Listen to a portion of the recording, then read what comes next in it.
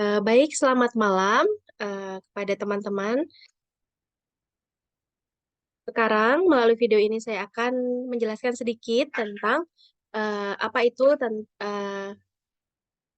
hukum kekayaan intelektual. Hukum kekayaan intelektual atau hak kekayaan intelektual.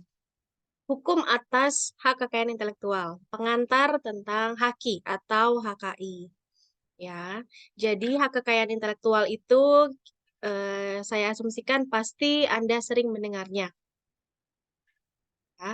Anda akan sering mendengarnya hak kekayaan intelektual karena sekarang ini ada banyak peristiwa-peristiwa yang sedikit-sedikit itu menuntut menuntut minta untuk dilibatkan atau minta royalti atas karya-karya yang pernah dibuat. Misal, kita pernah mendengar perseteruan Ahmad Dhani dengan mantan vokalisnya Dewa 19 yaitu Once dalam hal membawakan lagu Cemburu dari Dewa 19.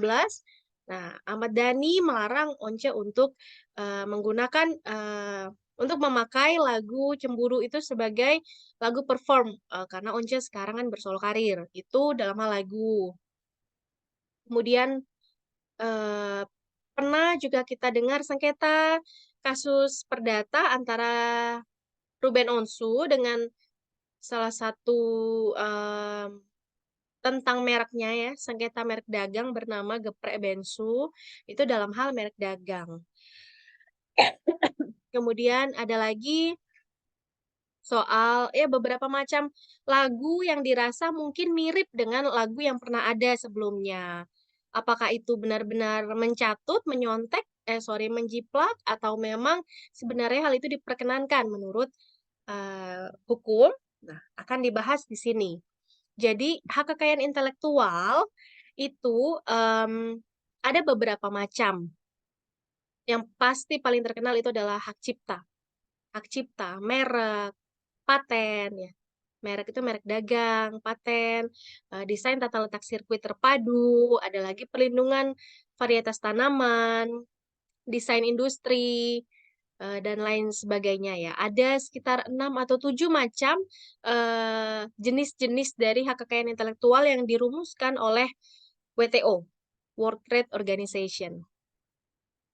Jadi kekayaan intelektual ini berkaitan erat dengan organisasi perdagangan internasional. Ya, mengapa mengenai kekayaan intelektual ini bisa berkaitan dengan perdagangan internasional? Ya karena hukum kekayaan intelektual ini mempunyai nilai ekonomi. Ada banyak hal yang bisa meraup keuntungan, meraup penghasilan dari hasil buah karya atas kekayaan intelektual seseorang. Misal, J.K. Rowling dengan novelnya Harry Potter, novel terlaris sepanjang masa, sampai sekarang juga ada beberapa macam seri Harry Potter yang masih diproduksi oleh, yang masih di, yang masih ditulis oleh beliau. Seperti itu karena apa? Karena royaltinya akan sangat besar. Ya, itu buku. Ada lagi lagu. Berbagai macam ya. Kita tidak bisa sekarang sembarangan menjiplak atau memakai, mencatut karya-karya orang lain. Ya, semua itu ada aturannya. Ada yang harus didaftarkan, ada yang tidak perlu didaftarkan, tapi cukup dipublikasikan, maka sudah otomatis hasil karya tersebut merupakan milik kita dan kita berhak untuk mendapatkan pelindungan atas hak cipta tersebut. Sepanjang itu orisinil ya. Ya, kita akan bahas. Jadi hak kekayaan intelektual ada 6 unsur, salah satunya adalah hak cipta. Jadi hak cipta adalah bagian dari hak kekayaan intelektual. Jadi HKI atau haki dengan hak cipta itu dua hal yang berbeda ya. Sebenarnya semuanya adalah hak. Hak cipta, hak merek dagang, hak paten, dan lain sebagainya. Ya, ada kalau bicara mengenai hak cipta itu tidak perlu didaftarkan. Berbeda dengan hak-hak lain seperti merek, seperti desain industri, paten, dan lain-lain. Hak cipta itu sepanjang kita membuat karya kita orisinal, bisa dipertanggungjawabkan dan sudah dipublikasikan, maka otomatis kita bisa mendapatkan perlindungan. Ya, seperti yang saya sampaikan tadi, misal tugas akhir, skripsi, ya. Skripsi misal kita menuliskan secara jujur, ya pasti ya, skripsi kita tuliskan secara jujur, orisinil. Seketika skripsi itu dipublish, dicetak, terus kita pertanggungjawabkan di hadapan dosen-dosen penguji, kemudian di ACC dan akhirnya sudah tercetak, maka itu tanpa didaftar pun kita sudah memiliki hak cipta atas skripsi tersebut. Sehingga kalau ada orang lain yang ingin memakai bahan penulisan kita, skripsi kita tersebut, ke dalam karyanya dia, maka dia harus mencantumkan bahwa ini adalah karya milik saya, misalnya seperti itu. Itu kalau hak cipta. Hak cipta itu bisa berupa tulisan, lagu, foto, gambar, lukisan, ya, patung, seperti itu. Ya, karena itu karya cipta yang timbul dari hasil pikiran, akal budi, otak manusia, ya. Oke, saya akan ke slide aja.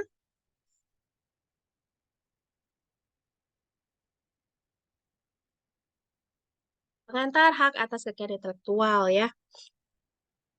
Dan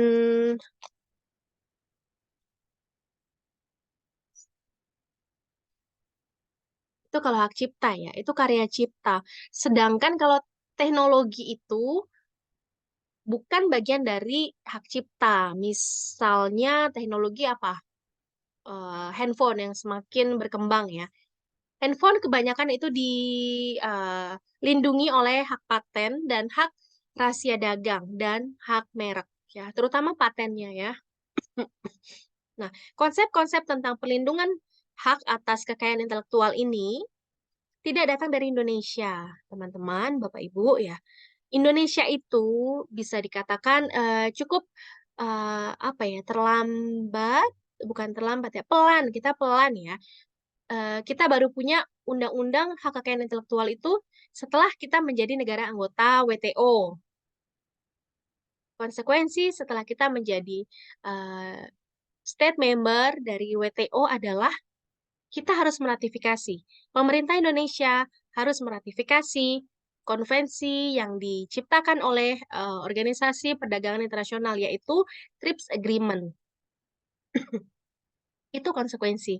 Jadi negara-negara anggota WTO wajib meratifikasi konvensi atau yang namanya TRIPS Agreement, Trade Related Aspects on Intellectual Property Rights. Intellectual Property Rights. Hak kekayaan intelektual. Kalau nggak ratifikasi gimana? Ya kan ada sanksinya, ya. Kita bisa di kick out juga dari membership atau kita bisa kena sanksi sosial antar international community, negara-negara, ya. Jadi seperti saya sampaikan di awal tadi, Haki masuk ke perdagangan internasional, organisasi perdagangan internasional. Karena haki itu bisa diperdagangkan. Ya, apa yang diperdagangkan? Hak cipta di dalamnya. Bukan, jadi bukan karya bukunya, bukan karya filmnya atau videonya, tapi itu hak cipta atas video itu. Hak cipta atas buku itu, gitu. Misal, kita langganan Netflix, ya kan? Kita langganan Disney Plus, Hotstar, atau segala macam streaming seperti itu, ya. Maksudnya apa kita langganan? Kayaknya kita tinggal nonton, ya, tinggal pilih film ini, genre ini. Tapi tanpa sadar, itu kita sudah menghargai dan melindungi hak cipta si pembuat filmnya.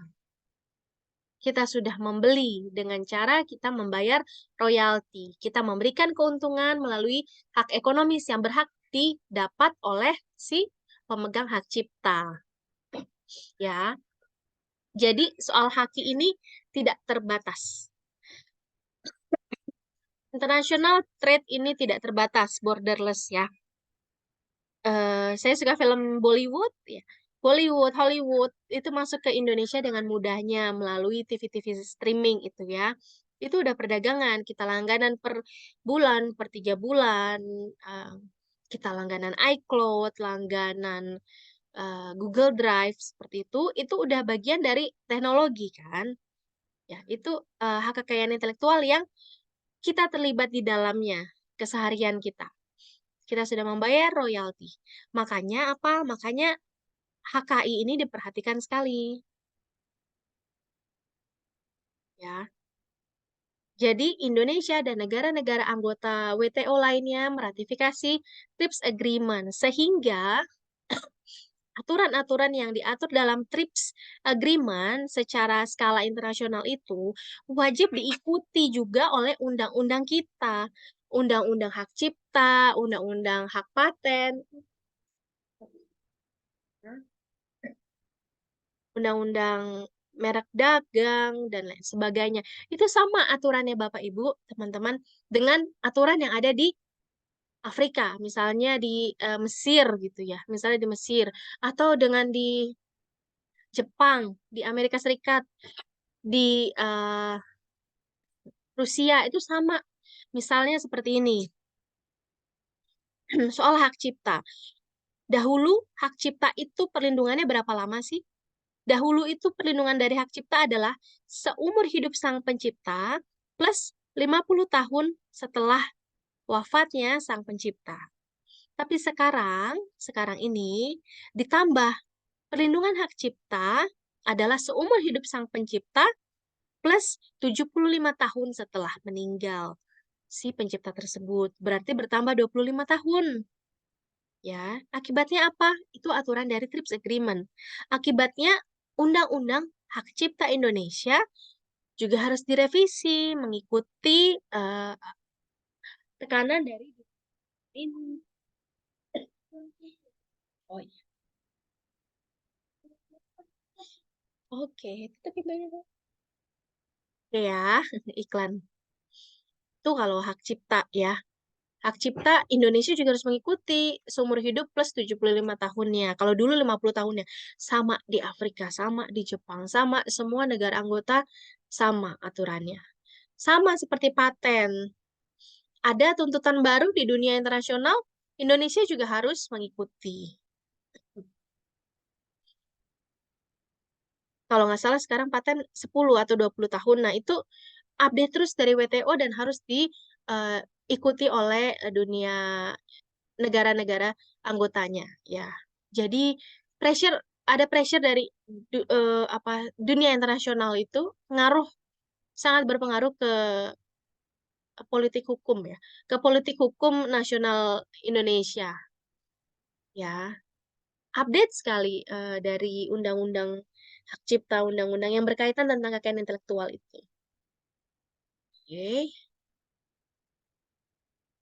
Kalau tidak ada sanksinya, ya sanksi sosial. Mungkin kita tidak diundang dalam konferensi tertentu, dalam pertemuan tertentu, seperti itu. Kalau misal tidak ada tekanan, bagaimana dari dunia internasional? Ya ada saja hal seperti itu yang tidak ada tekanan. Contohnya apa? Contohnya ya KUHP, KUH Perdata. Dari awal, dari zaman Hindia Belanda, 1870 itu kita sudah menerapkan KUH Perdata. Sampai sekarang belum ada perubahan. Hanya ada beberapa pasal yang memang tidak tidak dinyatakan tidak digunakan lagi, tetapi ya sampai sekarang itu masih KUH Perdata, KUHP masih menjadi pedoman kita ya. Usianya sudah ratusan tahun.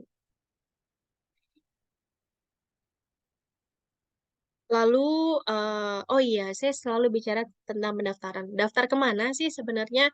Daftar ke Dirjen Haki di bawah Kemenkumham. Ya, bisa dilihat. Saya akan sharing, kemudian saya buka,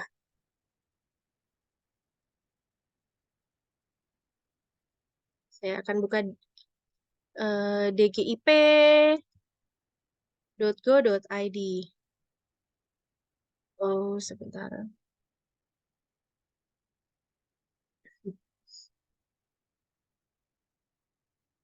Ya, dgip.go.id.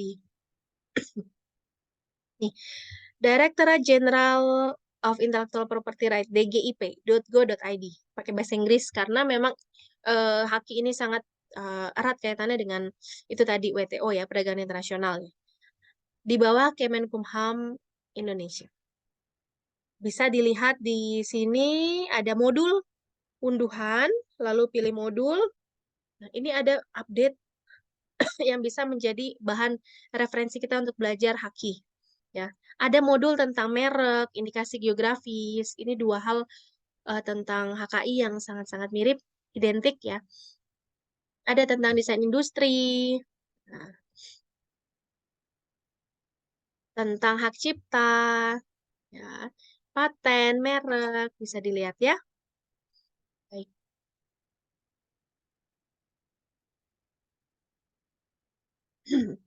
Undang-undang juga ada di sini. Undang-undang, ada ini apa? Kompilasi peraturan perundangan.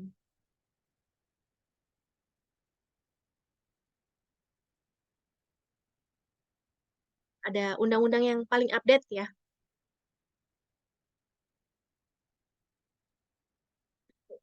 Baik, lanjut ke materi.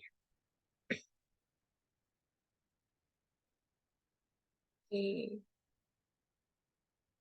Oke, TRIPS Agreement, Trade-Related Aspects of Intellectual Property Rights, tidak memberikan definisi apa sih sebenarnya kekayaan intelektual itu. Tapi di pasal 2.1 TRIPS Agreement menentukan tentang jenis-jenis dari kekayaan intelektual yang wajib dilindungi oleh negara-negara anggota WTO di dunia. Ada hak cipta, paten, desain industri, merek, indikasi geografis, desain tata letak sirkuit terpadu, rahasia dagang, dan perlindungan varietas tanaman. Jadi ada 8 aspek, ada 8 ya, 8 aspek yang dilindungi oleh eh, TRIPS Agreement dan harus diratifikasi oleh negara anggota.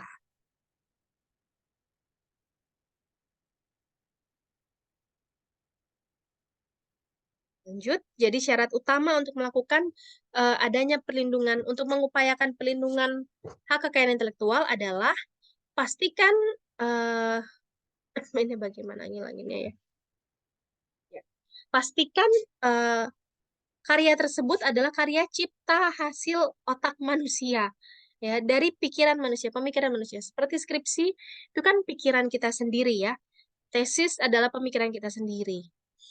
Meskipun kita melihat ada dua macam buku tentang hak kekayaan intelektual, satu pengarangnya A, satu pengarangnya B, bisa dilihat pasti isinya berbeda, belum tentu sama ya. Kenapa? Karena isi otak saya dengan isi otak pengarang yang satunya itu berbeda ya. Jadi dengan kita melihat buku hak kekayaan intelektual satu, buku hak kekayaan intelektual dua, apakah mereka harus saling menggugat pengarangnya atau penerbitnya? Tidak, tidak begitu aturan mainnya ya. Karena apa? Karena isi otak manusia. Jadi bukan judul bukunya yang dilindungi, tapi buah karya pemikiran yang tercantum di dalam buku tersebut yang akhirnya setelah dipublikasi menjadi hak dari si pemegang hak cipta atau penciptanya. Jadi tidak bisa juga kalau kita melihat sesuatu di alam, kita jalan-jalan, misalnya anak mapala jalan-jalan di hutan, ngelihat ada daun yang baru atau ada bunga yang baru yang ternyata bunga itu dipetik, dibawa pulang, diteliti ternyata bunganya itu bisa menyembuhkan apa batu ginjal misalnya ya, batu ginjal. Nah, itu bukan seperti itu. Diklaim bunga itu bisa menyembuhkan batu ginjal lalu didaftarkan akar-akar tadi ke Dirjen Haki Indonesia untuk didaftarkan merek dagang dan paten. Misal seperti itu. Oh, tidak bisa seperti itu. Kenapa? Karena itu dari tanaman tersedia di alam, bukan dari hasil murni pikiran kita, bukan. Ya, tanaman itu tidak diciptakan oleh intelektual atau hasil intelijensia otak si penemu bunga tadi, ya. Itu sudah tersedia di alam. Manusia hanya menemukan saja.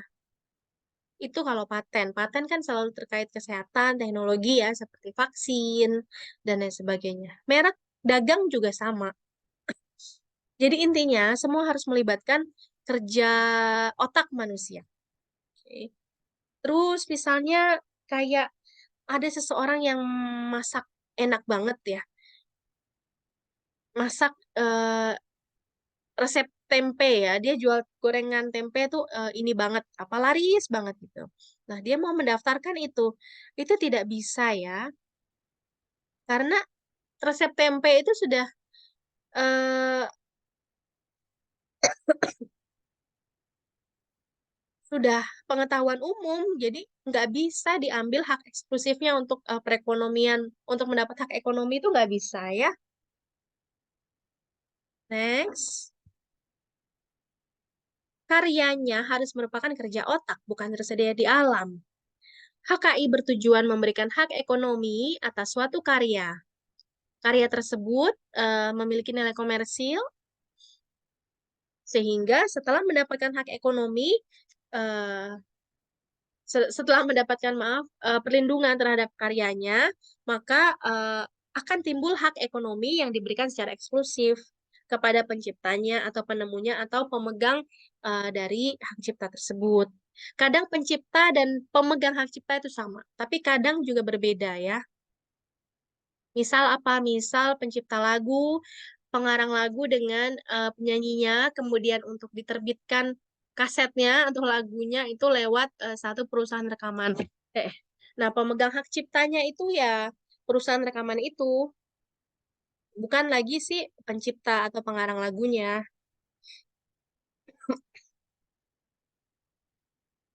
Jadi, hak ekonomi itu adalah hak eksklusif ya.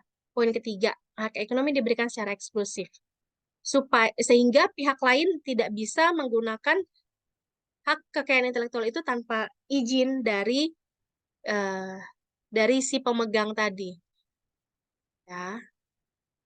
Atau paling nggak dia bayar royalti. Ini definisi. HKI adalah hak yang timbul bagi hasil olah pikir yang menghasilkan suatu produk atau proses yang berguna untuk manusia. Objeknya, apa itu objek HKI? Karya-karya yang lahir karena kemampuan otak manusia. Ya, karena kemampuan otak manusia.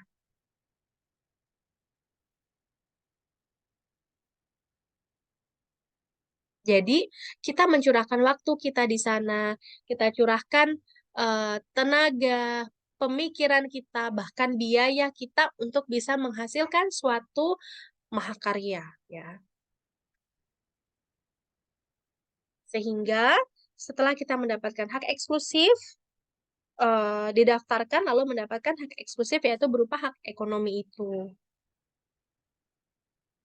Ya, jadi sadar nih kalau karya itu bernilai ekonomis. Poin 2, kekayaan intelektual yang bernilai komersil mengakibatkan pihak pencipta mendapatkan hak eksklusif dan pihak lain tidak dapat memakai karya tersebut tanpa izin atau tanpa membayar suatu royalti. Jadi ini keuntungannya. Nah, sehingga apa royalti? Seperti saya bilang tadi, em, ada penyanyi punya lagu, lagunya menurut dia bagus, dia bawa ke produser rekaman. Produser rekamannya setuju, memang lagu ini bonafit gitu ya. Akhirnya apa? Diberikanlah itu si lagu tersebut kepada si produser rekaman, siapapun yang nyanyinya ya. Jadi apa? Dalam kekayaan intelektual itu ada jual beli, ada peralihan hak. Jadi HKI merupakan hak kebendaan. Benda tidak berwujud. Ya. Seperti hak kebendaan lain, HKI dapat diperjualbelikan, dapat diwariskan, dapat disewakan. Jadi kalau teman-teman pernah dengar lagu versi apa? Lagu ada banyak lagu yang dinyanyikan ulang ya. Kayak Sang Dewi itu. Sang Dewi awalnya dinyanyikan Titi DJ tahun 90-an, 96, 97 gitu. Sekarang dinyanyikan oleh Lyodra tahun 2022.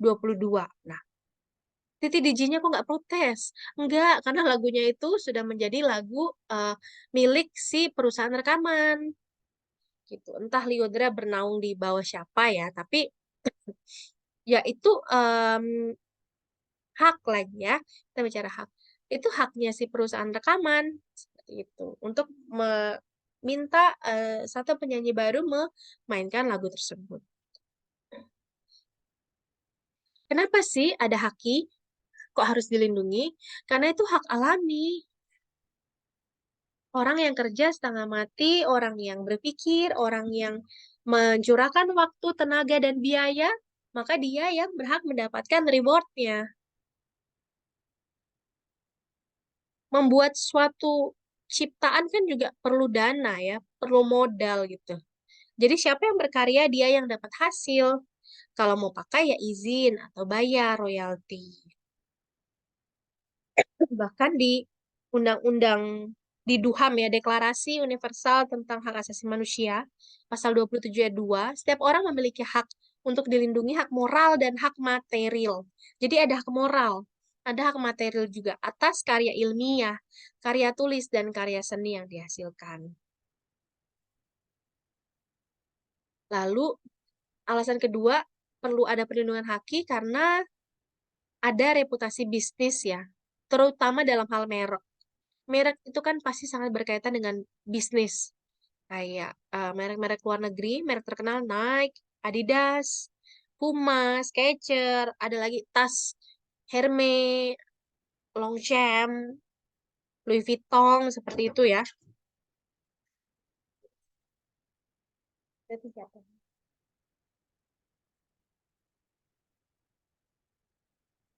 Oh iya. Poin pertama, pelindungan kekayaan intelektual terkait merek dan hak kekayaan industri lain karena merek, nama domain, indikasi geografis berhubungan erat dengan reputasi bisnis suatu perusahaan. Ya, kita ngelihat merek itu kan kita percaya ya, mereknya tuh pasti bagus gitu.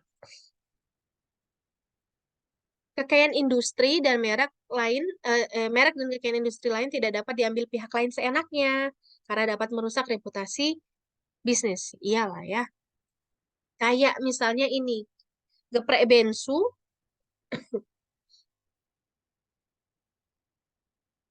geprek bensu perdata ya. Jadi nggak bisa diambil seenaknya. Kita bisa melakukan upaya hukum karena ini adalah tindakan hukum ya. Hukum perdatanya ya seperti geprek bensu itu diminta ganti rugi karena ada pencaplokan nama sehingga mengakibatkan si Beni Sujono, pemilik nama merek eh, bensu sebelumnya itu sudah eh, merasa terugikan ya karena adanya geprek bensu milik si Ruben Onsu ini. Nah, itu perdata. Ada juga haki yang publik, yang sifatnya publik atau pidana. Kayak Ahmad Dhani sama Once, Ahmad Dhani ke kantor polisi ya. Dia mencoba konsultasi saat itu tentang Once menyanyikan lagu selama dia berada di Dewa 19. Nah, itu Ahmad Dhani ke kantor polisi mungkin dia ingin mengajukan soal konteks publiknya mungkin. Lagi sebagai pemicu untuk mendorong inovasi dan penciptaan lebih lanjut. Pemberian hak eksklusif ekonomi mendorong pencipta, inventor, perusahaan berkarya lebih lanjut, menciptakan inovasi. Kalau sudah satu dilindungi itu senang ya. Kayak misal kita bikin tesis satu, oh bagus juga ya, seperti itu. Lama-lama kita jadi termotivasi untuk, ayo bikin tulisan lagi, bikin makalah lagi, seperti itu. Ya,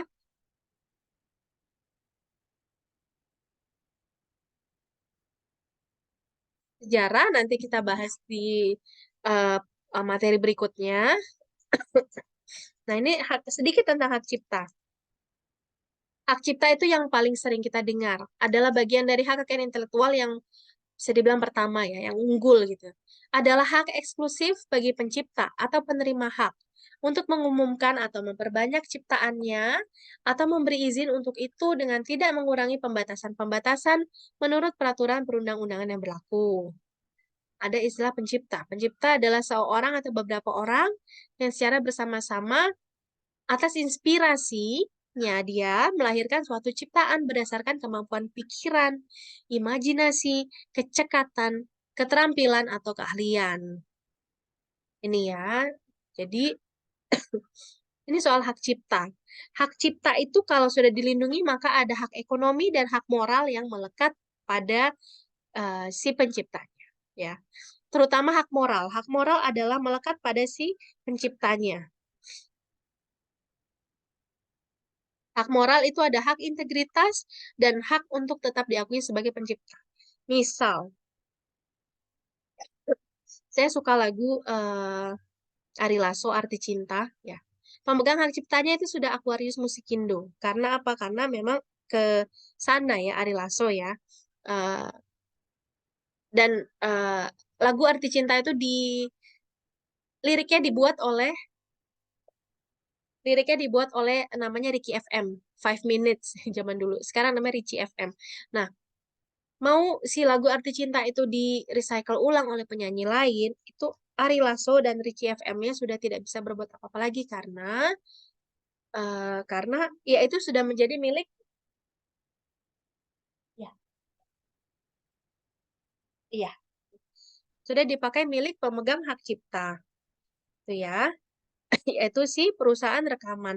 Tapi dimanapun sampai kapanpun namanya si penciptanya yaitu Ricky FM tadi harus tetap ditulis dimanapun eh, lagu Arti Cinta itu dibawakan oleh siapapun di kesempatan manapun ya.